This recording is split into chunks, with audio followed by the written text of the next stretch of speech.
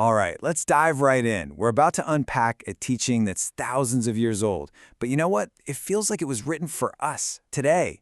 It's all built around this amazing exchange between a seeker and the Buddha. And it starts with one simple but huge question. How do we actually live an authentic spiritual life? Let's get into it. So, picture this. The Buddha is teaching this huge crowd of people, and out of this massive assembly, a figure named Bodhisattva Gokakara steps up. Now, a bodhisattva is someone who is all in on achieving enlightenment, not just for themselves, but for every single being out there. So when he asks a question, he's not just asking for himself, he's asking for all of us. I mean, just take a second to absorb the scale of this question. He's not asking for a quick life hack or some little secret. He's asking, how do I get to this place of absolute, unshakable clarity, this ocean of wisdom that's so powerful it doesn't just end my own confusion, but it can end everyone's confusion. In our world today, which is just flooded with noise and doubt, does that question not hit home? And the Buddha's answer? It is so direct and so beautiful. He doesn't launch into some dense, complicated philosophy. Nope. Instead, he lays down a foundation, 4 core practices. And these aren't just, friendly suggestions. He presents them as the absolute bedrock, the non-negotiable starting point for anyone who's serious about this path. And here they are, the 4 pillars. A sincere mind, treating everyone with equality, understanding emptiness, and making sure your actions actually match your words. They sound pretty simple on the surface, right? But living them, that's a whole other story. And as we're going to see, they're not a checklist. They're all interconnected, each one making the others stronger. So let's break them down. The very first step is all about our core intention. And there's a reason the Buddha starts here. Because without a real foundation of sincerity, everything else you build on top of it is basically just a performance.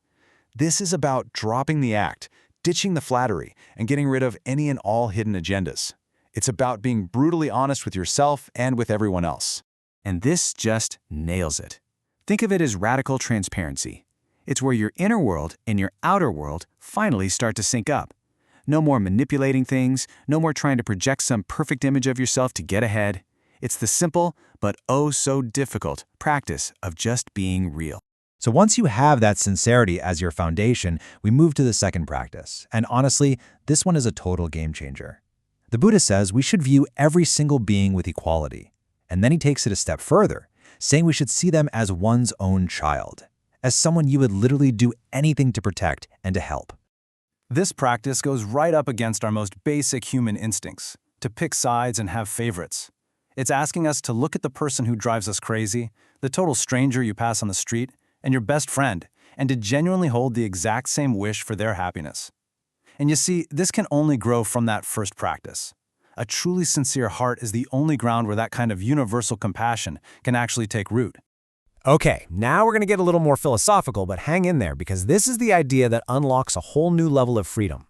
The third practice is to constantly think about and act from an understanding of emptiness. This basically means seeing that everything, and that includes our own precious sense of self, is always changing, it's all interconnected, and nothing has a fixed, solid, independent existence. It's all, as the sutra says, like an illusion. So what's the big deal? Why is this so important? Well, if we can really see that things are empty of a permanent self, we can stop clinging to them so desperately.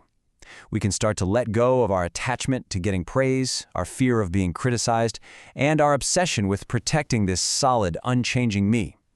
It's the ultimate tool for cutting through all the drama that our ego creates. And finally, the fourth practice. This is the one that brings it all back down to earth. This is the ultimate reality check. Because, it's not enough to just think sincere thoughts or feel compassionate or understand some cool philosophy. You have to live it. Your actions have to become a perfect mirror of what you say. It really just comes down to one word: integrity. This practice is what separates someone who's truly on the path from someone who just talks a good game. It's the final piece of the puzzle, the proof that all this wisdom has moved from your head into your heart and is now flowing out into the world through what you do. Okay, so those are the 4 core practices. But the Buddha was a realist. He knew that just knowing the rules of the game isn't enough. So he then laid out the key things we need to develop in ourselves, the pillars that will hold up our practice and give us the strength to keep going when things get tough. These are the 4 qualities that make you fearless. First, Really knowing the teachings, like having a map you'll never lose. Second, having good spiritual friends around you, because let's face it, this journey is way too hard to do alone. Third, having the patience to sit with deep truths, especially the uncomfortable ones. And fourth, living an ethical life. When you've got these four in your corner, what is there to be afraid of? Your path becomes solid. And here, the Buddha makes a point that we just can't ignore. He draws a really clear line in the sand. Who you hang out with matters. A lot. Good spiritual friends will lift you up and keep you on track. But negative company, what he calls evil friends, will without a doubt drag you down. And that leads us right to the other side of the coin. Just like there are pillars we need to build, there are also some major potholes in the road we have to avoid. The Buddha is super practical here, warning us about the inner states of mind that can completely derail even our best intentions. This just lays out the contrast so perfectly, doesn't it? On one side, you have the strength and clarity that comes from living a disciplined, ethical life, and on the other, you've got the inner enemies, laziness, which stops you before you even start, and that cynical disbelief that just poisons your motivation from the inside out. So here they are spelled out for us. These are the four big roadblocks. You got laziness, which keeps us on the couch, disbelief, which whispers that none of this is worth it. Then there's arrogance, the part of us that thinks we already know everything, and finally, anger, which just clouds up our mind so we can't see clearly. These are the internal battles we all have to fight. So we've got the path, the pillars that support it, and the pitfalls to avoid. But this isn't just some dusty old text. This is a living, breathing guide to a life of integrity and purpose. And its lessons are, if anything, more relevant now than ever. I mean, really think about it for a second. In our age of social media, where everyone is curating a perfect-looking life, isn't radical sincerity a revolutionary act? In a world that's so polarized, isn't practicing true equality maybe the only real way forward? In a culture of constant distraction, isn't the ability to see through illusion basically a superpower? And in a time of so many empty promises, isn't integrity the most valuable thing we have? But the Buddha is also very clear. This journey is not a casual hobby. It takes real courage. It takes profound dedication. He even used his own past lives as examples, telling stories of times when he gave up everything, wealth, power, even his own life, all in the search for wisdom. And we're going to end with this incredibly powerful statement from the Buddha himself. It shows just how much he valued this wisdom. It wasn't just a nice idea. It was worth everything. And so it leaves us with the question to sit with. In our own lives, what do we value that much?